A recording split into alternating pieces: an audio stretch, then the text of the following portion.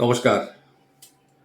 যদি জীবনে সুস্থ থাকতে চান, সুস্থভাবে বাঁচতে চান, যে কথাগুলো আজকে বলছি একটু লিখে রাখুন এবং এগুলো মন দিয়ে পালন করুন। সকালবেলা ঘুম থেকে ওঠার অভ্যেস করুন তাড়াতাড়ি। অন্তত ৮টার আগে ঘুম থেকে ওঠার চেষ্টা করুন। কারণ অনেকেই ঘুমান ১২টা, ১১টা পর্যন্ত। সূর্যোদয় চোখে দেখেন না, সূর্যের আলো চোখে দেখেন না। এই সূর্যের আলোতে আপনি না বসতে পারেন, সূর্যদেবকে জলদান না করেন, আপনার জীবনে প্রতিষ্ঠা হওয়া কিন্তু খুবই মুশকিল।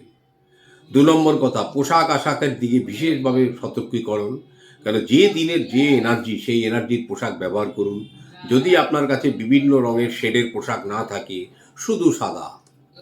৩য় জিনিস হচ্ছে, যা নিয়মিত শরীরচর্চা করুন। মোবাইলে ঘুম থেকে ওঠার পরেই দর্শন করবেন না। অতঃপর রাশিফল দেখা, গ্রহের গোচর দেখা, এগুলো বন্ধ করুন।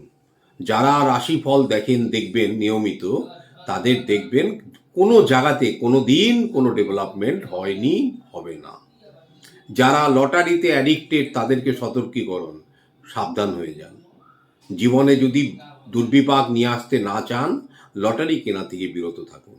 আপনার মাসে একটি লটারি, নট ব্যাড, এটা আপনার ইচ্ছে মতো করতে পারেন। যাদের নিয়মিত লটারি কাটার অভ্যেস, তারা এখন থেকে সতর্ক হয়ে যান। এবং এমন এমন সময় এমন বিপদে পড়বেন যে সারা দিনে দেখবেন একটির বেশি লটারি কাটা পর্যন্ত আপনার অভ্যেসে দাঁড়িয়ে গেছে। তাই লটারি রাহুর প্রতীক, এবং সেই জিনিস কিন্তু উত্তরোত্তর আপনার মধ্যে বৃদ্ধি হয়ে আপনার কর্মের যে উদ্যোগ সেটাকে নষ্ট করে। অতএব be very serious and careful, lottery কাটা থেকে বিরত থাকুন।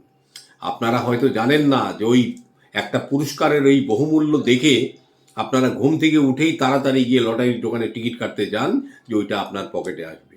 জীবনে কোনো দিন আসবে না। আর টোটকা ফলো করছেন, টোটকা করে যদি লটারি পাওয়া যেত, যিনি বলছেন তিনি পেতেন না। আজ পর্যন্ত জানেন কোনো অ্যাস্ট্রোলজারের ভাগ্যে ফার্স্ট প্রাইজ জোটেনি লটারি? ভারতবর্ষের ইতিহাস, পৃথিবীর ইতিহাস বলে না। কেন? কারো পক্ষে কিন্তু লটারিকে প্রেডিক্ট করা সম্ভব নয়। আপনি দেখবেন এইটা করুন, ওইটা করুন, এখানে করুন, বালিশের তলায় রাখুন, আর একদম পুরস্কার।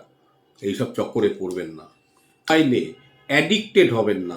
মোবাইল দেখা আর অ্যাডিকশান দুটো কিন্তু আলাদা জিনিস, সেটা বোঝার চেষ্টা করবেন।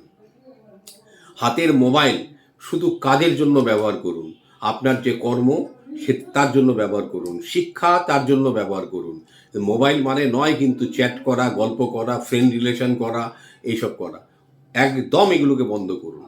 অতঃপর প্রতিটি সোশ্যাল নেটওয়ার্কে, যেখানে আপনি আপনার প্ল্যাটফর্ম আছে, আপনার নিজস্ব কারেন্ট একটি ছবি আপলোড করুন।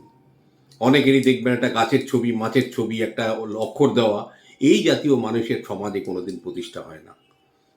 পিতা মাতার সম্মান যদি জীবনে না করতে পারেন, কোনো রত্ন পড়ে আপনার কিছু হবে না। যদি আপনি বিবাহিত হন, স্ত্রীর সম্মান যদি না করতে পারেন, জীবনে আপনার ধন সম্পত্তি আসবে না। অতএব যে কথাগুলো বললাম, দরকার হলে আরও একবার দুবার রিভিউ করে শুনুন। অতঃপর যদি মনে হয় আপনার কোনো জায়গাতে কোনো অবস্ট্রাকশন হচ্ছে, অবশ্যই আপনার কুণ্ডলিটা বিচার করবেন।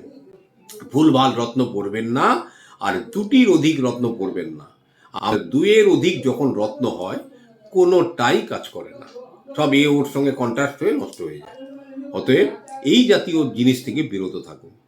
নিয়মিত দেখবেন ভগবান শিব শঙ্করের আরাধনা করুন, আর হনুমানজির শরণাপন্ন হন। That's all. নমস্কার। ওম নমঃ শিবায়।